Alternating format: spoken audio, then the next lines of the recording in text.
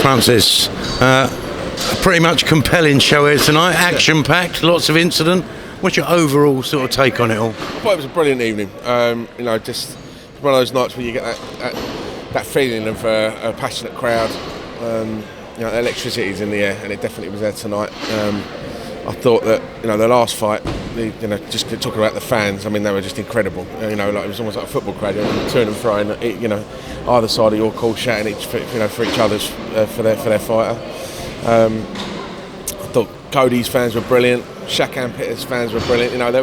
They've all come up from all over the country today. It's not like everyone's London-based.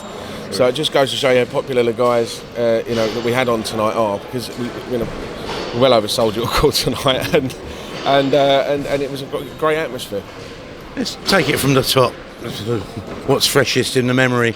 We've just had a majority draw between Brad Foster and Lucian Reid. I think most people around seem to think Reid nicked it. What was your take? I thought Lucian won it by 3 rounds. I think he starts. I think Brad won the first round, and then Lucian, he kind of just went off into a bit of a lead. Brad pulled it back in the late, in a few of the later rounds, but I thought Lucian did more than enough to win it tonight. I do feel for him, but sets up a great rematch. Controversial draws in recent history have ended up making everybody want to see it again. So in a smaller weight division, we'll get to see that again, hopefully.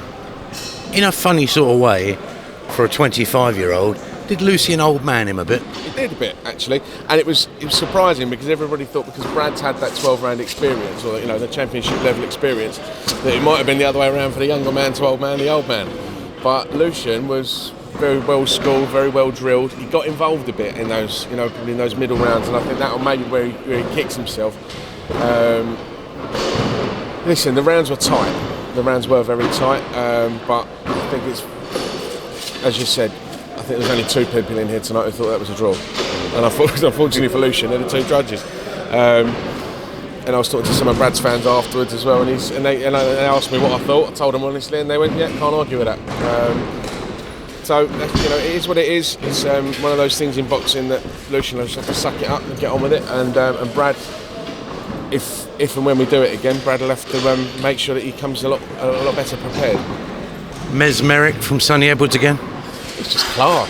It's just brilliant. I mean, I think he wasn't making the excuses, but it's just that he damaged his hand in the 7th round, so that's why he had to sort of get on his toes a bit and just. But it was hard on your toes. You were still throwing shots from all angles and dazzling everybody. So it's just magic. I said on Wednesday at the press conference, it's magical, and it was magical again tonight. I think it's an absolute masterclass every time he gets in there. He's getting better. I mean, that guy was, he came to have a go with that guy tonight, but it didn't matter because Sonny was too good. Zach Chelli, Cody Davis. Now, looking at it personally, I gave Chelli virtually all the early rounds, and he had the 10-8 rounds. And yet, okay, you gave Cody the later rounds, and the judges had it quite wide. I didn't quite see that. Well, in the end, I had Cody by 2. Fair enough. I had Cody by 2, and I agree. I think Cody won the first round, and then Zach probably won the next 4 with the 10-8 as well. So, Cody had a lot of work to do, and he did do it. He did step on the gas. Zach gassed out a bit after the 6th, 7th round. But 97-92 was far too wide, and I thought that 2 rounds was fair enough. Zach didn't really. He looked a lot smaller in there than Cody, that light heavyweight. I don't know if that's an ideal move for him. No, I don't think it is. And for me, say gas, that's probably the wrong word, but he looked physically just drained after. I'm not saying his fitness levels aren't up to scratch, but what I mean, and it's probably what you just said. It's probably the size difference. It was you've got 2 opposing styles, and a lot of grappling, a lot of wrestling, and a lot of bullied a bit in the end. Yeah, and basically, I think Cody sucked the life out of him. Really. Great fight to kick off the BT broadcast, wasn't it? Yeah. Shakan and Dex Spillman. Yeah, that was great. Really good fight. I mean, Deck.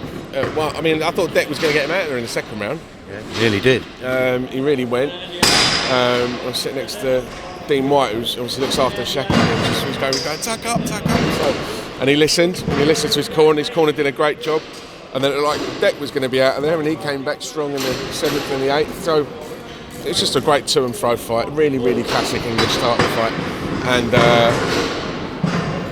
I'd love to do the whole show again, to be honest. I mean, all four